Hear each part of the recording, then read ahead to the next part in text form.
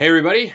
Joined today by Pastor Stephen Broden. He is an amazing pastor. I've had the opportunity to speak with him on some panels, and his biblical knowledge is incredible. He's a solid conservative and a very good man and a very good pastor. He's a pastor in Dallas at the Fair Park Fellowship Bible Church in Dallas. And he's joining us today as a spokesman for a new alliance. It's called Black Men for Trump. And this was really intriguing to us because Joe Biden said if you're not going to vote for Biden, you ain't black. And the media is kind of trying to portray that. And so, Pastor Broden, thank you for being with us. Are you really black if you're not going to vote for Biden?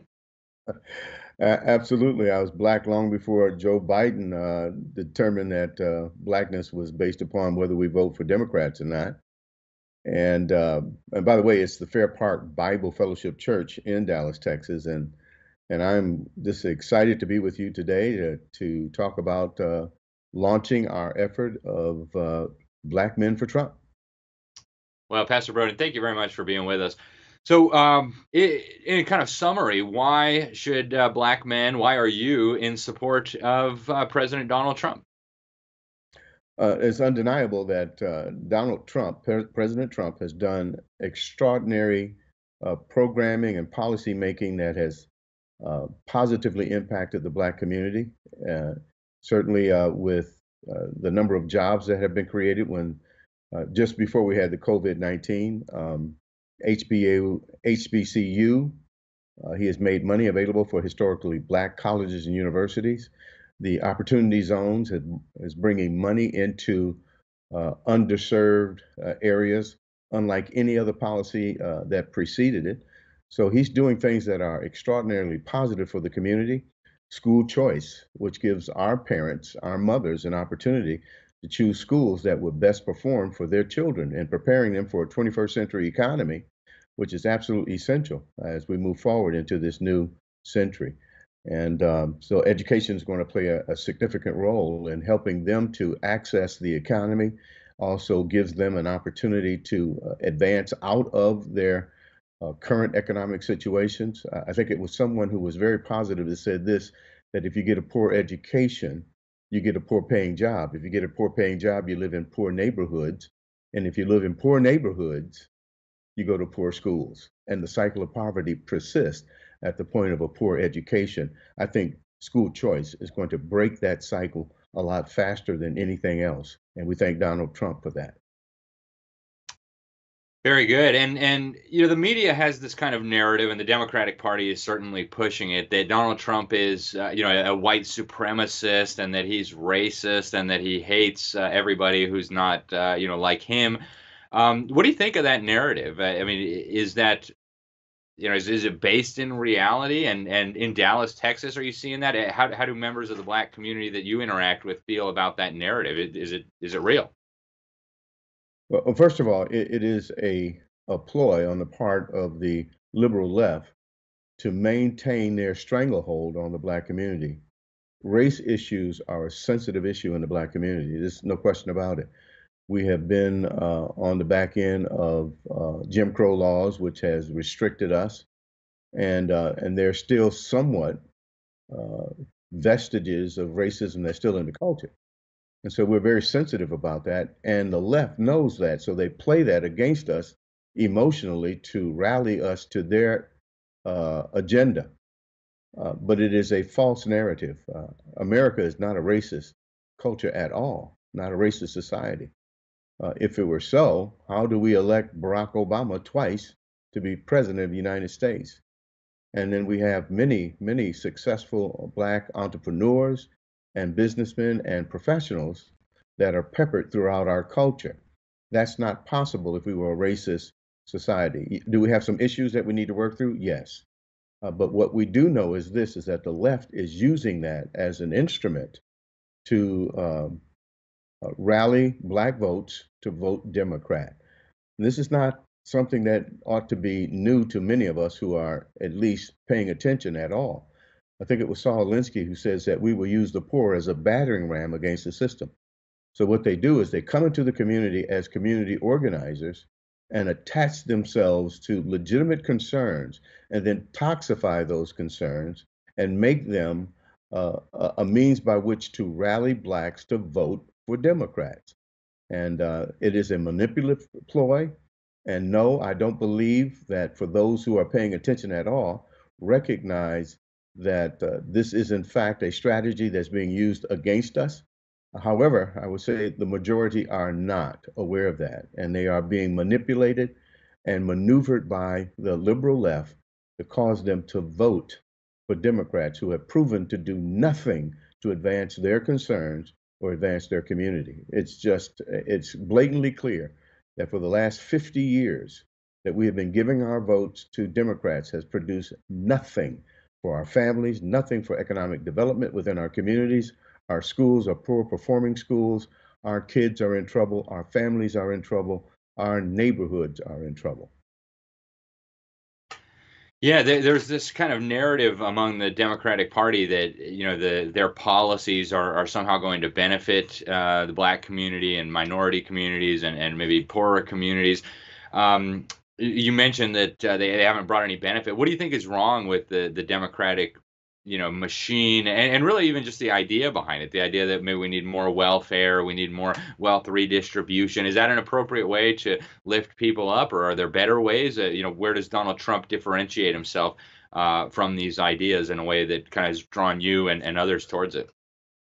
Well, there's a clear distinction between a capitalistic system or economic system and the liberties that are guaranteed to us by the Constitution of the United States than a socialistic paradigm that seeks to advance the government or advance statism, where the state becomes your nanny and your big granddaddy in the sky that will meet all your needs. That is antithetical to the principles that founded this nation.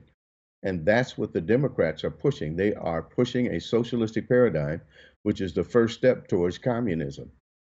They are expanding government. They're killing innovation and creativity and entrepreneurship.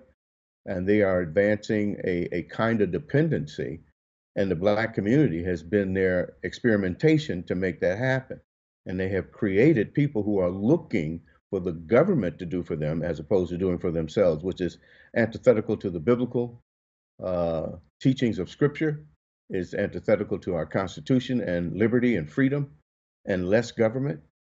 And so, what's attractive about the Republican Party and Donald Trump and his brand of republicanism, by the way, let me say that quickly, that he has a different brand from the other. Uh, his brand is one of individual liberty, advancing the opportunity for individuals to develop and uh, help themselves. That's the kind of thing that's attractive to people who are liberty minded and who look not for the government to do for them, but for themselves to do it, and to do it in an environment that will not encumber or restrict them, but give them the liberty to pursue as best they can based upon the skills that they have. And that's what's attractive about the Donald Trump brand of republicanism. Yeah, and I want to talk about the abortion issue for a little bit. I mean, the abortion and the Democratic Party have kind of become married now, and we know Planned Parenthood was founded by a eugenicist who, had certain crazy ideas about how to improve the human gene pool and all that. What is your sense on the abortion issue? Where does Trump compare with the Democrat Party? I mean, just in the latest election, they primaried all their, the last remaining few pro-life Democrats. The Democrat Party now essentially owns the abortion issue, and Donald Trump has been very pro-life. What do you get out of this discussion? Is that something that's influential in your decision to come out and support Donald Trump very publicly like this? Oh, absolutely. Absolutely. I'm pro life. I believe the Bible is pro life, and that the Democratic Party is pushing a culture of death. And they're using abortion to um, as a eugenics tool. Dysgenics probably is a better way of identifying it. They're getting rid of people based upon their viability and their ability to make contributions to the culture. If you don't make a contribution, if you're not making a contribution to the culture, then they are inclined to want to abort your babies or restrict medical treatment and medical services to you if you are not viable. What I mean by this, they not only are pushing abortion, but they're also pushing death panels. I'm sure that hasn't been heard in a while, but during the Obama administration, they were pushing this Obamacare that was included. What was included in it was death panels, and death panels was determining who would get medical treatment. If you were, for example, 80 years old and you need to have a knee replacement, you'd have to go to the back of the line in favor of someone who may be 25 years old and need a knee replacement. They would replace that knee and tell you to take an aspirin and head to the back of the line. That is the kind of thing that is represented in the Democratic Party. And as a pro-lifer, uh, a black pro-lifer, I recognize that Margaret Sanger targeted the black community as useless eaters, as those who do not contribute to society, and that they are inclined to promote violence and crime. And so she was about controlling the black population. That idea still exists within Planned Parenthood, that 80% of their facilities are located within black and minority communities. And the number one group in America that is getting abortions is the black community. We only represent about 12% of the population, but almost 40% of all abortions. That's incredible. When we say 12% of the population, that's men, women, and children. But if you segregate out the women who are of age to have abortions or have babies, that's a very small segment of the community. And they are having the majority of abortion. Donald Trump is pro-life. And that's why we support Donald Trump.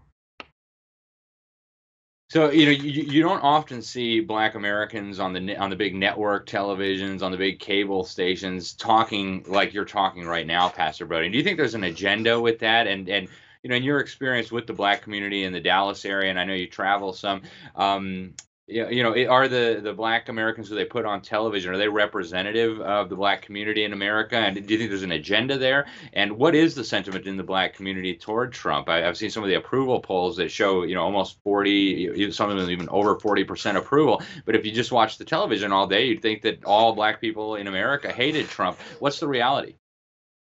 Well, I think your polling is probably more real than what you're seeing on television.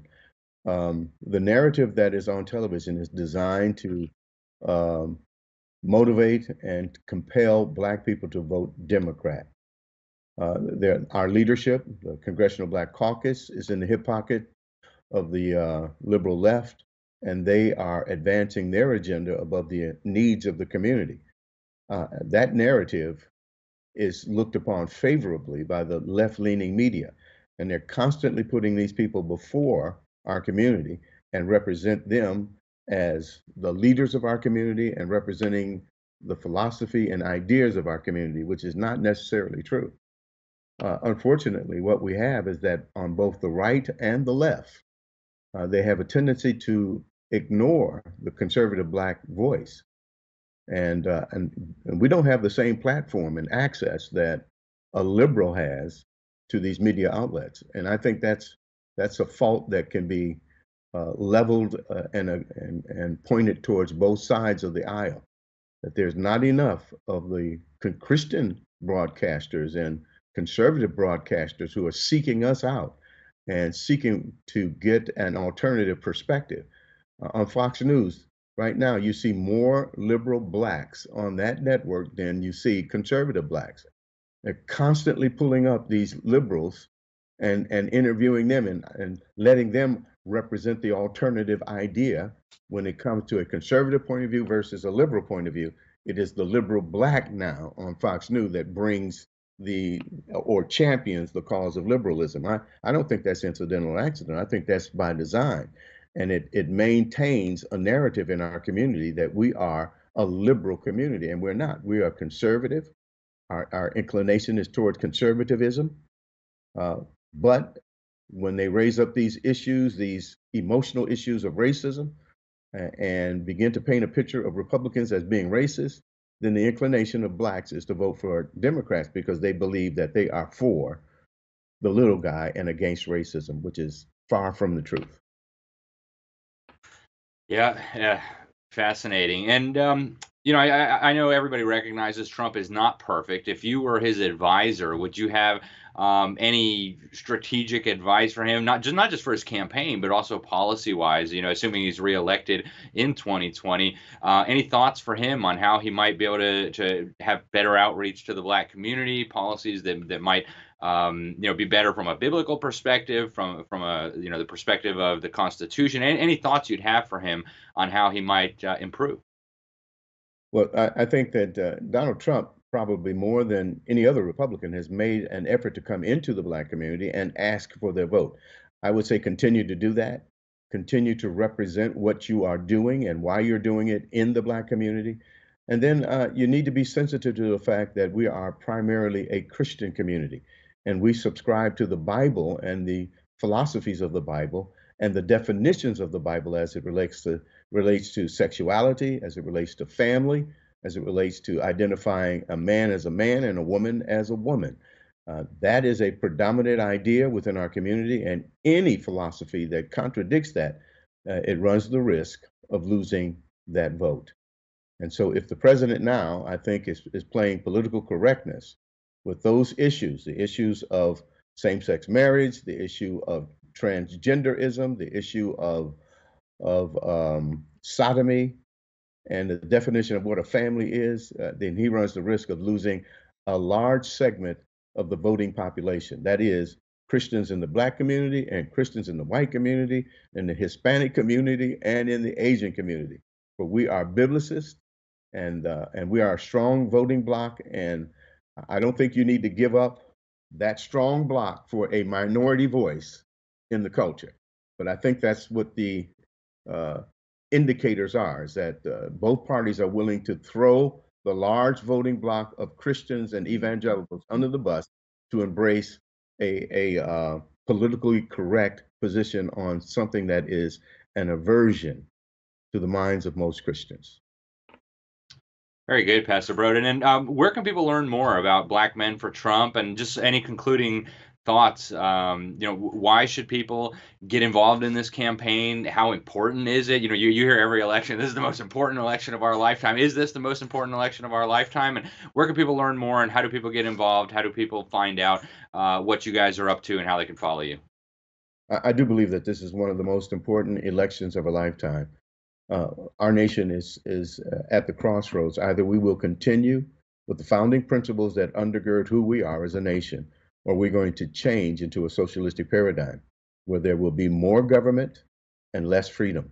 If Joe Biden wins, there will be more government and less freedom. We will move towards tyranny. And so we need to get out and vote. I would suggest that you go to our website, blacktrumpmen.com, and you can find more information there. We have also a poster that we're asking all Black men and any man or anyone to post that poster on August the 28th at noon Central Standard Time. That'd be 1 o'clock out on the East Coast. And out on the West Coast, it will be, I think, 10 o'clock. And so we want you to pull that poster down and join us on August the 28th, which is this Friday, I believe, at noon Central Standard Time, and post it on your Facebook, Instagram, Twitter, do all of your social media outlets. Post that poster and let us start a huge conversation across this country that Black men are standing behind Donald Trump. Well, thank you so much, Pastor Broden, for all that you do. Thank you for spending some time with us and for being involved. It's been a great pleasure as always. Keep fighting the good fight, folks out there. You heard Pastor Broden. He is an amazing man of God. I hope you'll share this video with your friends, with your neighbors. The media is not telling us the truth on a very regular basis, and so help us get the message out, get the truth out. Thanks again, Pastor Broden. Thanks for watching, folks. God bless you all. And until next time, I'm Alex Newman with The New American. Take good care.